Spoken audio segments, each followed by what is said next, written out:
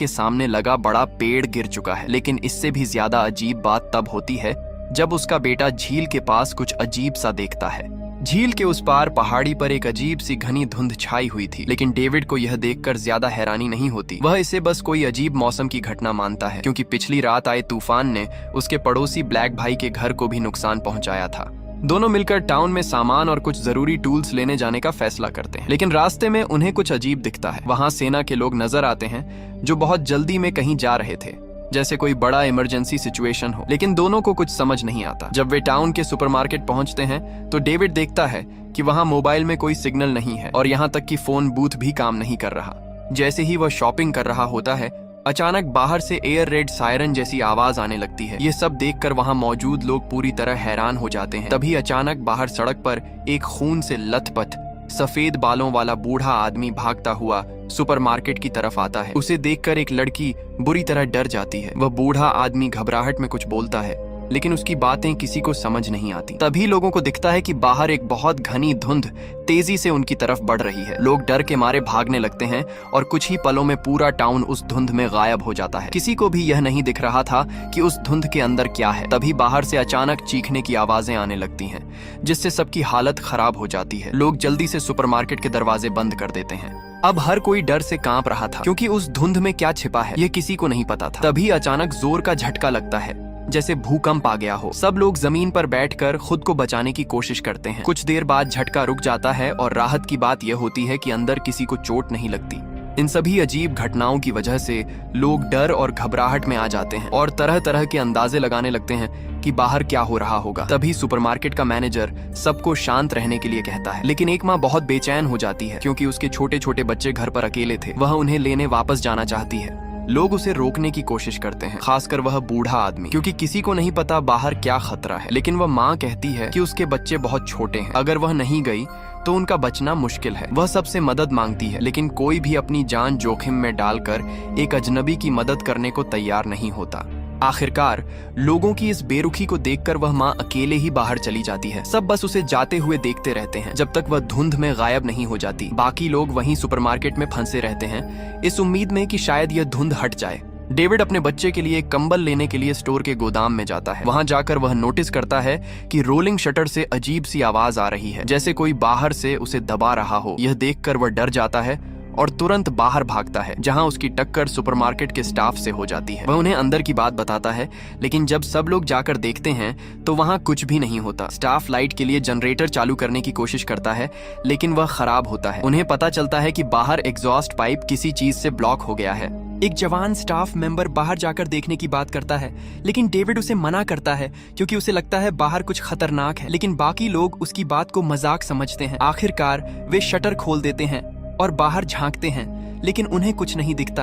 तभी अचानक धुंध के अंदर से एक विशाल टेंटिकल निकलता है और उस लड़के के पैर को पकड़ लेता है। वह घबराकर पीछे गिर जाता है। डेविड तुरंत उसे पकड़कर खींचने की कोशिश करता है। बाकी लोग डर से जड़ हो जाते हैं। एक आदमी कुल्हाड़ी लेने भागता है, लेकिन उससे पहले ही उस लड़के को टेंटिकल बुरी तरह घायल कर देता है। आखिरकार वह टेंटिकल उसे खींचकर धुंध में ले जाता है। ये देखकर सब लोग सदमे में आ जाते हैं। डेविड हिम्मत करके उस टेंटिकल पर वार करता है और उसका एक हिस्सा काट देता है। अब उन्हें समझ आ जाता है कि धुंध में कोई खतरनाक जीव मौजूद है। वे बाकी लोगों को यह बात बताने का फैसला करते हैं, लेकिन कोई उन पर विश्वास नहीं करता। जब तक वे सबको गोदाम में ले जाकर कटा हुआ टेंटिकल नहीं दिखाते, तब तक कोई नहीं मानता। सुरक्षा के लिए वे लोग कांच की दीवारों के सामने बैरिकेड लगाने लगते हैं, क्योंकि कांच उन खतरनाक जीवों को नहीं रोक सकता। लेकिन ब्लैक भाई अभी भी इस बात को नहीं मानता। उसका मानना है कि बाहर जाकर मदद ढूंढना ही सही रास्ता है। डेविड उसे रोकने की कोशिश करता है, लेकिन वह नहीं मानता। आखिरकार डेविड उनके साथ एक रस्सी बांध देता है, ताकि अगर कुछ हो तो उन्हें खींचा जा सके। ब्लैक भाई और उसके कुछ साथी धुंध में चले जाते हैं और रस्सी धीरे धीरे खिंचती जाती है। जैसे जैसे रस्सी आगे खिंचती जाती है, सुपरमार्केट के अंदर खड़े लोग घबराकर उसे पकड़े रहते हैं। लेकिन अचानक कुछ ही पलों में रस्सी को एक बहुत ताकतवर झटका लगता है और वह तेजी से आगे खींचने लगती है। घर्षण इतना ज्यादा होता है कि लोगों को अपने हाथों को बचाने के लिए कपड़ा लपेटना पड़ता है। वे पूरी ताकत लगाकर रस्सी को पकड़े रहते हैं, लेकिन वह रहस्यमयी ताकत उन्हें आगे की तरफ खींचती रहती है। तभी अचानक रस्सी ऊपर की तरफ खींच जाती है और अगले ही पल उसका तनाव खत्म हो जाता है, जिससे सब लोग पीछे गिर जाते हैं। डेविड और बाकी लोग तुरंत उठकर रस्सी को वापस खींचने लगते हैं, ताकि पता चल सके कि बाहर क्या हुआ। लेकिन जैसे ही रस्सी वापस आती है उस पर खून लगा होता है। यह देखकर सबके होश उड़ जाते हैं और जब अंत में रस्सी से बंधे आदमी का सिर्फ आधा शरीर ही वापस आता है तो यह खौफनाक नजारा देखकर सब पूरी तरह टूट जाते हैं। वे तुरंत सुपरमार्केट का दरवाजा बंद कर देते हैं। अब डर इतना बढ़ चुका था कि हर किसी की रीढ़ तक ठंडी पड़ गई थी। अब सबको समझ आ गया था कि बाहर क्या है और अब उनके पास बस एक ही रास्ता था, अंदर रहकर किसी चमत्कार का इंतजार करना, क्योंकि गोदाम का जनरेटर काम नहीं कर रहा था। इसलिए उन्हें अस्थायी बिजली के सहारे रात गुजारनी थी। लेकिन यह रात किसी भी तरह आसान नहीं होने वाली थी। रात के समय जब कुछ लोग बाहर नजर रख रहे होते हैं तभी उनमें से एक को अचानक कांच पर कुछ बड़ा सा दिखाई देता है। डेविड तुरंत वहां पहुंचता है और देखता है कि एक अजीब तरह का विशाल कीड़ा कांच पर चिपका हुआ है जो किसी म्यूटेंट मच्छर जैसा दिख रहा था। कुछ ही देर में ऐसे और भी कीड़े वहां आने लगते हैं और कांच के पास इकट्ठा होने लगते हैं। शुरुआत में वे हमला नहीं करते जिससे लोगों को थोड़ी राहत मिलती है, लेकिन तभी अचानक एक और डरावना जीव सामने आता है, कुछ ऐसा जो किसी उड़ने वाले राक्षस जैसा दिखता है। वह इन कीड़ों का शिकार करने लगता है। जल्द ही हालात बिगड़ जाते हैं क्योंकि उस जीव के हमले से कांच टूटने लगता है। लोग घबराकर इधर उधर भागने लगते हैं। डेविड तुरंत लाइट बंद करने के लिए कहता है ताकि वे ध्यान न खींचें, लेकिन तब तक बहुत देर हो चुकी होती है। जैसे जैसे और ऐसे जीव वहां आते हैं, कांच आखिरकार टूट जाता है और एक बड़ा छेद बन जाता है। अब वे सारे कीड़े और उड़ने वाले राक्षस अंदर घुसने लगते हैं। एक लड़की को कीड़े काट लेते हैं और कुछ ही देर में उसके चेहरे पर इन्फेक्शन फैल जाता है जिससे उसकी मौत हो जाती है। वहीं एक आदमी पर उन राक्षसी जीवों में से एक हमला कर देता है और वह मौके पर ही मर जाता है। डेविड और बाकी लोग तुरंत आग जलाकर उन्हें भगाने की कोशिश करते हैं। एक आदमी जलती हुई मशाल लेकर उन्हें दूर भगाने की कोशिश करता है, लेकिन गलती से वह तेल के ड्रम से टकरा जाता है और खुद ही आग में जलने लगता है। बाकी लोग तुरंत फायर एक्सटिंग्विशर से आग बुझाकर उसे बचा लेते हैं। डेविड एक जलते हुए जीव को मार गिराता है और चश्मा पहने आदमी सुपरमार्केट में मौजूद एकमात्र बंदूक से एक और जीव को गोली मार देता है। काफी मशक्कत के बाद वे लोग इस हमले से बच जाते हैं, लेकिन जो आदमी आग में झुलस गया था उसकी हालत बहुत खराब हो जाती है और वह धीरे धीरे मरने लगता है। डेविड उसे बचाना चाहता है, इसलिए वह कुछ लोगों के साथ पास की दवा की दुकान से दवा लाने का प्लान बनाता है, लेकिन वह जानता है कि बाहर जाना बहुत खतरनाक है। फिर भी वह समझता है कि अगर वे यहीं बैठे रहे तो अगली बार शायद बच नहीं पाएंगे, इसलिए बाहर जाकर मदद ढूंढना ही एकमात्र रास्ता लगता है। तभी एक और बुरी खबर मिलती है। सुपरमार्केट में मौजूद एक बुजुर्ग आदमी जो इन सब घटनाओं से टूट चुका था, उसने जहर खाकर आत्महत्या कर ली।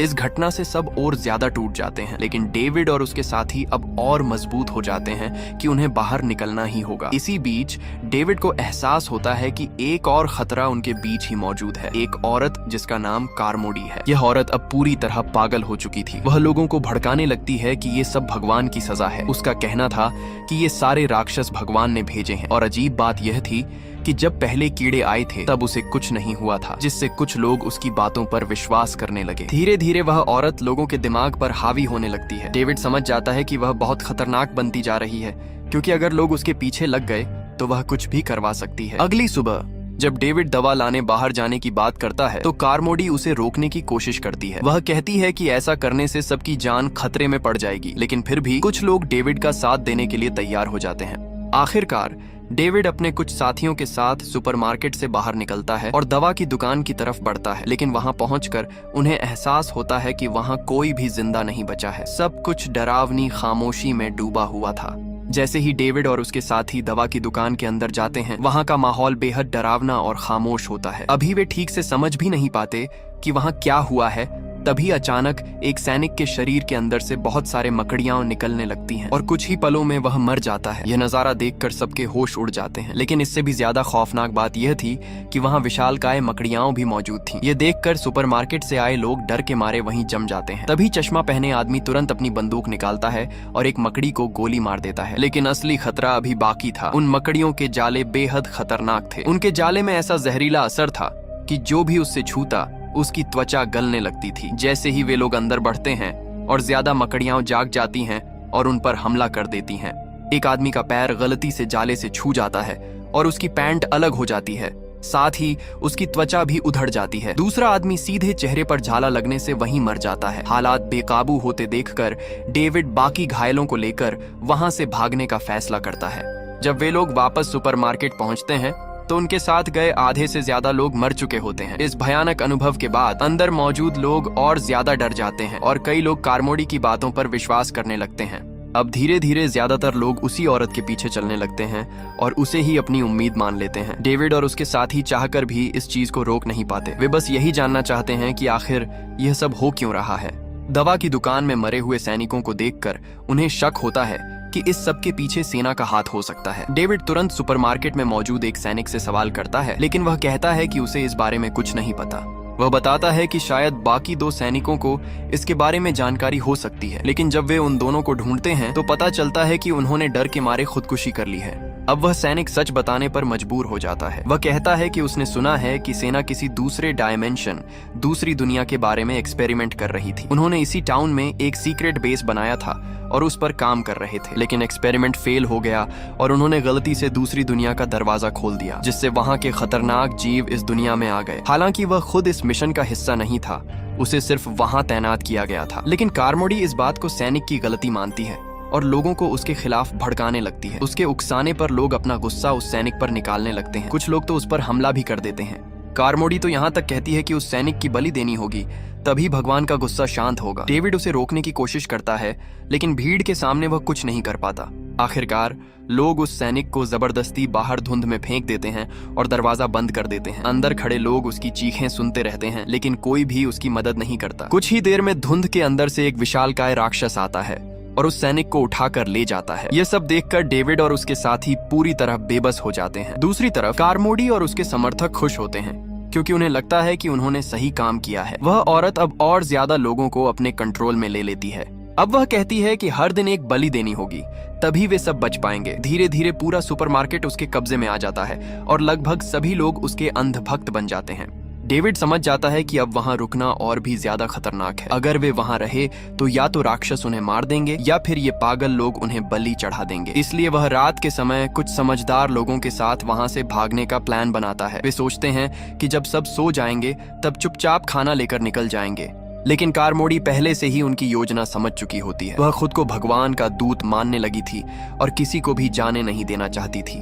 उसके इशारे पर उसके समर्थक हथियार लेकर डेविड और उसके साथियों को घेर लेते हैं। वह उन्हें पापी बताकर उनकी बलि देने की बात करती है और कहती है कि सबसे पहले डेविड के बेटे की बलि दी जाएगी।